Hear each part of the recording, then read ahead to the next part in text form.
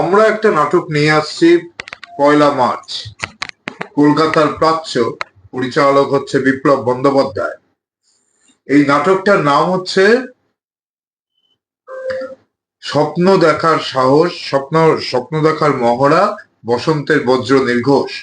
এই বসন্তের বজ্র নির্ঘোষ শিরোনামে এই যে নাটকটা, এই নাটকের কেন্দ্রীয় চরিত্র, কেন্দ্রীয় পুরুষ হচ্ছে চারু মজুমদার। আমরা একটু বলছি, মানে আমাদের শিলিগুড়ি শহরে জন্ম এই রাজনৈতিক নেতৃত্ব চারু মজুমদার, যদিও তার রাজনীতির সাথে আমরা হয়তো সহমত নয়, কিন্তু তিনি একটা আন্তর্জাতিক মাপের মানুষ। তার মহানন্দাপাড়ার বাড়িতে শিলিগুড়ির প্রথম গ্রুপ থিয়েটার কথা ও কলম প্রতিষ্ঠা হয়েছিল।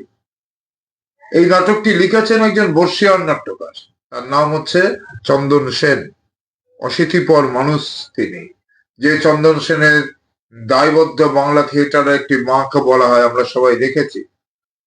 তিনি দীর্ঘদিন ধরে শিলিগুড়িতে এসেছেন, তথ্য সংগ্রহ করেছেন, চারু মজুমদারের পরিবারের সাথে যোগাযোগ করেছেন, এবং এইভাবে প্রায় গবেষণামূলক একটা টোটাল থিয়েটার কলকাতার প্রাচ্য দল, তার পরিচালক বিপ্লব বন্দ্যোপাধ্যায়, তারা সাহস করেছে সেই নাটকটি তারা নির্মাণ করেছে। প্রায় 33 জন মতো কুশীল। আমরা শিলিগুড়ির মানুষ হিসাবে মনে করছি, যেহেতু এরা শিলিগুড়িকে কেন্দ্র করে এই নাটকের ঘটনা, এই নাটকের বিন্যাস, এই নাটকের বিস্তার, এই নাটকটি আমরা শিলিগুড়িতে 1 মার্চ নিয়ে আসছি। তো এই প্রসঙ্গক্রমে বলছি যে একটা সময় তো এই রাজনৈতিক অভিঘাতই আমাদের Bangla theatre, Bangla group theatre আন্দোলনের মূল হৃদস্পন্দন ছিল।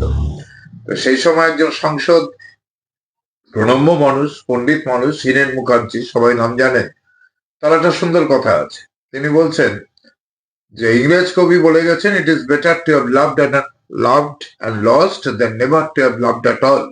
আদৌ ভালো না বাসার চেয়ে ভালোবেসে ব্যর্থ হওয়া ভালো। ঠিক একইভাবে যারা সেই সময় নিবেদিত প্রাণ নকশালবাড়ি আন্দোলনের তরুণরা ছিল, তাদের সম্পর্কে তিনি বলছেন, আদৌ বিপ্লব না করাচ্ছে, বিপ্লব করতেছে ব্যর্থ হওয়া ভালো। তো আমরা অনেকটা এরকম পটভূমির থেকে সেই নাটকটি 1 মার্চে নিয়ে আসছি। তাকে কেন্দ্র করে সেই রাজনীতিতে যারা বিশ্বাসী মানুষ, যারা সেই ইতিহাসকে জানতে চান, এই প্রজন্ম যাদের সেই ইতিহাসটা জানা দরকার, এই বিপন্ন সময়ে যদি কোনো দিশা দিতে পারে, সবাই মিলে এই নাটকটা আমরা দেখতে চাচ্ছি, দেখব। আর বিষয়টা আমাদের সব থেকে ভালো লেগেছে, আমি নাটকটা দেখে এসেছি, কলকাতা একাডেমিতে দেখে এসেছি।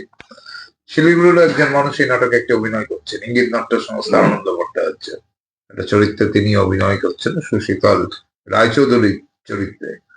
যেটা আমার সব থেকে ভালো লেগেছে যে চারু মজুমদার, তিনি ধ্রুপদী সঙ্গীত শুনছেন, তিনি রবীন্দ্রসঙ্গীত শুনছেন, তিনি প্রেম করছেন, তাকে একটা পরিপূর্ণ মানুষ হিসাবে এই নাটকে দেখানো হয়েছে। প্রচুর চরিত্র, অনেকটা সেই উৎপল দত্ত যেভাবে এপিক থিয়েটার করতো, এইভাবে নাটকটা নির্মাণ হয়েছে।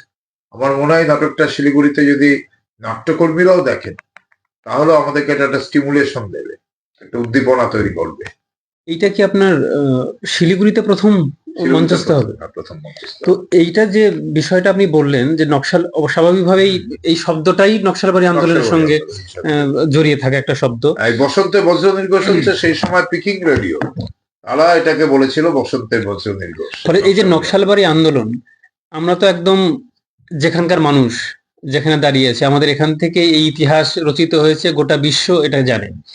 তো এই নাটকটা যখন আমরা দেখব, তখন এই নকশালবাড়ি মানে আমি ঠিক সেই নাটকটার মধ্যে কি পাবো? এটা কি নকশালবাড়ি, সেই নকশালবাড়ি আন্দোলনটা আমরা জানতে পারবো, নাকি এই যে যার রূপকার চারু মজুমদার, দুটোই ওতপ্রোতভাবে জড়িত। আবার পাশাপাশি এই আন্দোলনকে নিয়েও কিছু গঠনমূলক সমালোচনা, কিছু প্রশ্ন এই নাটকের ভিতর জড়িয়ে রয়েছে। যিনি নাট্যকার, তিনি যেমন তাকে শ্রদ্ধা জানিয়েছেন, তাদের সেই আত্মত্যাগকে শ্রদ্ধা জানিয়েছেন, আবার তাদের খতম রাজনীতি নিয়ে সুশীতল রায়চৌধুরী আর চারু মজুমদারের বিতর্ক, এটা খুব সুন্দর দৃশ্য। আর সব থেকে অভিনয়, খুব যিনি চারু মজুমদারের অভিনয় করছেন, সুপ্রিয় দত্তের মতো অভিনেতাও আছেন এই নাটকে, সেটা অসাধারণ অভিনয়, দেখার মতো। লীলা মজুমদার, তার স্ত্রী, অভিজিৎ মজুমদার একটা চরিত্র রয়েছে, চারু মজুমদারের ছেলের চরিত্র, এই নাটকে একটা রয়েছে চরিত্র অভিজিৎ মজুমদার, তাদের অভিনয় খুব সুন্দর। আর সেটা ছেলেটির নাম জানি না, এটা করেছে খুব ভালো। প্লাস হচ্ছে যেটা বলা হচ্ছিল যে নকশালবাড়ি আন্দোলন খুব সুন্দর কোরিওগ্রাফির ভিতর দিয়ে কিছু ব্যালে কিছু গান গোটা আন্দোলনটাকে, সেই কৃষক অভ্যুত্থানটাকে নাটকে তুলে ধরেছে। প্রায় 2.5 ঘন্টা, বিশাল নাটক। এই সময় এই ধরনের নাটক দেখা যায় না। তাহলে তো এটা সাধারণত সারাটা কতটা পাচ্ছেন, মানে আপনি কতদিন প্রচার করতে পারলেন? হ্যাঁ, এটা বলি যে প্রায় 33 জন অভিনেতা, তো তাদের নাটকটা নিয়ে আসছি আমরা একটা দায়বদ্ধতার থেকে। এটা তো কোনো বাণিজ্যিক উদ্দেশ্য না যে আমরা এই নাটক করে দেখিয়ে লাভ করব, তা না। কিন্তু এই 33 জন অভিনেতা এবং তার ভিতর 2-3 জন তারা প্রফেশনাল, তারা বাইরে আসবে, এই সব মিলে একটা বিরাট খরচ। তো আমরা সেইভাবে হোর্ডিং, সেইভাবে প্রচার করছি না। আমাদের যেটা হয়েছে, নকশালবাড়ি আন্দোলনের সাথে জড়িত কিছু মানুষ, কিছু বামপন্থী মানুষ, যেমন হচ্ছে সোমেন নাগ, তাপস চট্টোপাধ্যায়, সঞ্জীবন দত্ত রায় শহরের কিছু নাটকের মানুষ, তারা একটা অ্যাপ্রোচ করেছেন। আমাদের কিছু সোশ্যাল মিডিয়াকে ব্যবহার করে কিছু করছি, আর সাড়া পাচ্ছি, ভীষণভাবে সাড়া পাচ্ছি। সেই সময় নকশালবাড়ি আন্দোলনে জড়িত মানুষ, তারা হয়তো পরবর্তীকালে এই আন্দোলনের সাথে আর নেই, জীবনে অন্য খাতে বয়েছে, তাদের কাছে গিয়েছি, তারা শুনেছেন, খুব আপ্লুত হয়েছেন তারা, এবং ঐতিহাসিক দায়িত্ব পালন করছে এরকম কথাও বলেছেন।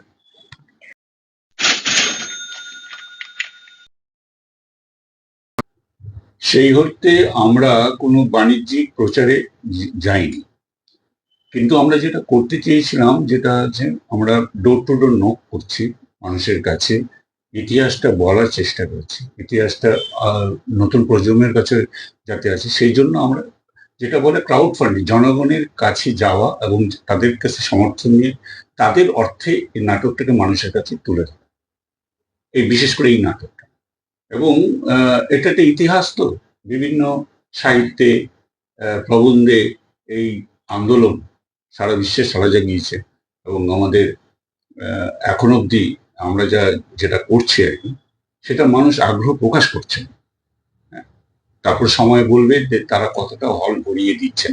আমাদের আশা, কারণ আমরা তো আশা নিয়ে আমরা একটা আদর্শে বিশ্বাস করি, আশা নিয়েই এগোই, আমার বিশ্বাস আমাদের আশাটা পূর্ণ হবে। নাটকের প্রতি ইন্টারেস্ট বা প্রথমে যে আপনি যা বললেন সেটা প্রথম থেকেই এসেছিল। এবার কেননা বাড়িতেও শিল্প নিয়ে যুক্ত আছেন বাবা মা, তো সেখান থেকে নাটকের প্রতি একটা ভালোবাসা, গানের প্রতি, আবৃত্তির প্রতি এগুলো ছিল। আর সেকেন্ড যে প্রশ্নটা আপনি স্যারকেও করলেন, আমরা এই প্রচার করার এই দরুন আমরা বুঝেছি যে শিলিগুড়িতে চারু মজুমদার হচ্ছে একটা ঐতিহাসিক, মানে সেটা জানা উচিত, সবারই জানা উচিত। তো সেই ক্ষেত্রে আমরা দেখেছি একটা বেশিরভাগ একটা গোষ্ঠী যারা হচ্ছে চারু মজুমদার বলতে ফট করে বললে উত্তর আসে যে স্টেডিয়ামের সামনে মূর্তি দেখি। কিন্তু তারপরে যে চারু মজুমদার নামটা কোথায় বা কি করেছিলেন, নকশাল আন্দোলন, এই বিষয়ে যেটা মানে ন্যূনতম জিনিসটা জানা উচিত, সেটা একটা মেজরিটি জানে না। তো সেই ক্ষেত্রে আমাদের দলের সৃজন সেনার মূল উদ্দেশ্য সবাইকে জানানোর সুযোগটা করে দেওয়া, যে শিলিগুড়ির মানুষকে নিয়ে এরকম ভাবে, মানে যারা যারা করছেন নাটকটা যেই দলের থেকে হচ্ছে, তো বিশাল ভাবে হচ্ছে, তো সেই জিনিসটা যাতে শিলিগুড়ির মানুষ দেখতে পারে, সেটাই আমাদের মূল উদ্দেশ্য। তো সেক্ষেত্রে আমার তো মনে হয় সবারই জানা উচিত, সবারই দেখা উচিত। চারু মজুমদার ছোটবেলার থেকে শুনে আসছি শিলিগুড়ির একজন অন্যতম আলোকবর্তিকা বলতে পারি ওনাকে। কিন্তু ওনার ব্যাপারে যে ডিটেলসে আমাদের জানা, সেটা আমি তো এই নাটকের উপরেই মেন ভরসা করছি যে আমি নাটকটা দেখেই জানবো। কারণ বই পড়ে নকশাল আন্দোলন সম্পর্কে কিছুটা জেনেছি, আরো ডিটেলসে জানার জন্যই নাটকটাকেই বেস করছি। আমি চাচ্ছি যে আমার বয়সী আরো যারা আছে তারাও আসুক, নাটকটা দেখুক। আমার মনে হয় ওই 30 সেকেন্ডের রিলেট থেকে বেরিয়ে এসে একটু 2 ঘন্টা 2.5 ঘন্টার একটা নাটক দেখে একটা বিষয় সম্পর্কে জানা অনেক বেশি গুরুত্বপূর্ণ। একটা রোববারের বিকেল এরকম কাটতেই পারে সবার। সকলকেই বলছি যে চারু মজুমদার আমাদের শিলিগুড়ির মানুষ, ওনার সম্পর্কে অন্তত শিলিগুড়ির লোকেদের জানা উচিত। কারণ এই নকশাল আন্দোলন তো আপনিও বললেন যে বিশ্বব্যাপী সকলেই এর সম্পর্কে জানে। তো চারু মজুমদার সম্পর্কে শিলিগুড়ির মানুষের একটা মিনিমাম জ্ঞান রাখা এটা খুব প্রয়োজনীয়। তো ওদেরকেও তাই বলছি যে আসতে, এসে চারু মজুমদার সম্পর্কে অন্তত জানতে। ওরা ওরা যেহেতু এই প্রজন্মের বললো, তো একটা বিষয় বলছি, ওদেরও একটু জানা হবে, যে মানে একেবারে ভাবতে গেলে গায়ে কাটা দেয়। আমরা জানি যে একটা কেরিয়ারকে সামনে রেখেই তো ছেলেমেয়েরা এখন ছুটছে, বা চারপাশে চাকরি বাকরির যে অবস্থা, তাতে খুব স্বাভাবিক। আর এই এই এলিয়েনেশনটা খুব স্বাভাবিক। কিন্তু এরকম কিছু ঘটনা ঘটেছিল আমাদেরই শিলিগুড়িরই পড়শি শহর জলপাইগুড়ি। এই জলপাইগুড়ি নিয়োগী পরিবার খুব বনেদি পরিবার। এই নিয়োগী পরিবারের ছেলে শঙ্কর গুহ নিয়োগী জলপাইগুড়ি ইঞ্জিনিয়ারিং কলেজের মেধাবী ছাত্র। তার প্রত্যেকটা পরীক্ষার ফলাফল অসাধারণ, প্রায় প্রথমই হতো জলপাইগুড়িতে। কিন্তু সে ফাইনাল পরীক্ষা না দিয়ে সে একদিন উধাও হয়ে গেল। সে চলে গেল ছত্তিশগড়ে, সেখানে পাথর ভাঙা শ্রমিক হলো। পাথর ভাঙা শ্রমিক হয়ে সেখানকার এক মহিলাকে সে বিয়ে করলো, আদিবাসী মহিলাকে। এটাকে বলা হয় ডি ক্লাস, শ্রেণীচ্যুতি। এইবার সেই শঙ্কর গুহ নিয়োগী 92 সালে, 91-92 সালে ওখানকার শিল্পপতিরা তারা ষড়যন্ত্র করে তাকে হত্যা করে। তাহলে এই যে একটা ছেলে যে নাকি পাশ করলে, ইঞ্জিনিয়ার হলেই সে বিদেশ যাবে, একটা বিদেশিনীকে বিয়ে করবে, একটা সুন্দর সোনালী স্বপ্ন, কিন্তু তার থেকে বেরিয়ে সে সমাজটাকে বদল করবে, এই যে স্বপ্ন দেখা, এই স্বপ্ন নকশালবাড়ি আন্দোলন হয়তো ব্যর্থ হয়েছে, সেটা সাঁওতাল বিদ্রোহ আমরা জানি ব্যর্থ হয়েছে, কিন্তু এই স্বপ্নটাকে তারা ছড়িয়ে দিতে পেরেছিল। হ্যাঁ, যেটা এই সময় আমরা ভাবতে পারি না। তো সেই জন্য সেই যে স্বপ্নটাকে ছড়িয়ে দিয়েছিল এত তরুণ, আমরা ছোটবেলায় দেখেছি যে পাড়ার সেই দাদা চোখটা জল করছে, কিন্তু পুলিশ হয়তো তাকে এমন ভাবে মেরেছে সে খুঁড়িয়ে হাঁটছে। তার হয়তো একটা চোখ নষ্ট। প্রত্যেকটা খড়গপুর আইআইটি, প্রেসিডেন্সির মেধাবী সব ছাত্ররা তারা কিসের জন্য এইভাবে বেরিয়ে এসেছিল, এইভাবে হৃৎপিণ্ড হাতে করে, বিষের টোপর মাথায় পড়ে রাজপথে রক্ত দিয়েছিল। এইটা আমরা চাচ্ছি এই প্রজন্ম, ওই যে আমার দেশিকন্যা বলছিল, রিল থেকে বেরিয়ে এসে, বেরোনোরও দরকার নেই, রিল হাতে নিয়েই দেখুক না এটা, যে কোথা থেকে এই এই এই বিষয়টা আসলো। আমি আবারও বলছি, ওই রাজনীতির সাথে আমি হয়তো একমত, সত্যিই একমত না, কিন্তু তাদের যে আত্মত্যাগ, তাদের ত্যাগ তিতিক্ষা, তাকে প্রচন্ড শ্রদ্ধা করি। প্রোডাকশনটা কবে হচ্ছে? 1 মার্চ শিলিগুড়ি দীনবন্ধু মঞ্চে আমরা এই প্রযোজনাটা করব। প্রযোজনাটা আমাদের ঠিক 6:30টায় শুরু হবে, 2.5 ঘন্টার নাটক একটি। আর একে কেন্দ্র করে আমরা চাচ্ছি যে সেদিনকে ওখানকার পরিবেশটা, ওখানকার অ্যাম্বিয়েন্সটা, পুরানো রাজনৈতিক কর্মীরা আসবে, বামপন্থী রাজনৈতিক কর্মীরা আসবে, আমরা কিছু প্রগ্রেসিভ বুকসও রাখবো সেখানে বিক্রির জন্য, তাদের ভিতর কথাবার্তা হোক, তাদের ভিতর আলাপচারিতা হোক, কেউ হয়তো টেবিল বাজিয়ে একটু গণসঙ্গীত গেয়ে উঠুক। খুব যে বৈপ্লবিক কাজকর্ম কিছু করতে যাচ্ছি তা না, আবারও বলছি, একটা ইতিহাসকে সংরক্ষণের একটু সীমাবদ্ধতার থেকে একটু চেষ্টা। প্রবেশ মূল্য কিছু থাকছে এবং সেটা কিভাবে? প্রবেশ মূল্য আমি আগেই বলেছি যে একটা প্রচন্ড খরচ এই প্রোডাকশনটা আনার জন্য। তার এখন আধুনিক আলো, তার আধুনিক মঞ্চসজ্জা, সমস্তটা নিয়ে তারা কলকাতা থেকে আসছেন। আমরা এমনি সাধারণ যে টিকিটের দাম সেটা আমরা 200 টাকা করে রেখেছি, 100 টাকা করে রেখেছি, 100 টাকাটা ব্যয় করি। আর তাছাড়া আমাদের কিছু ডোনার কার্ডস নিয়ে কিছু মানুষের কাছে যাচ্ছি। প্রদীপ দা বলেছে, প্রদীপ দা আমাদের সভাপতি, এইভাবে ক্রাউড ফান্ডিং করছি। আর 200 টাকা সাধারণ মানুষের জন্য টিকিটের দাম হচ্ছে প্রতি টিকিট 200 টাকা।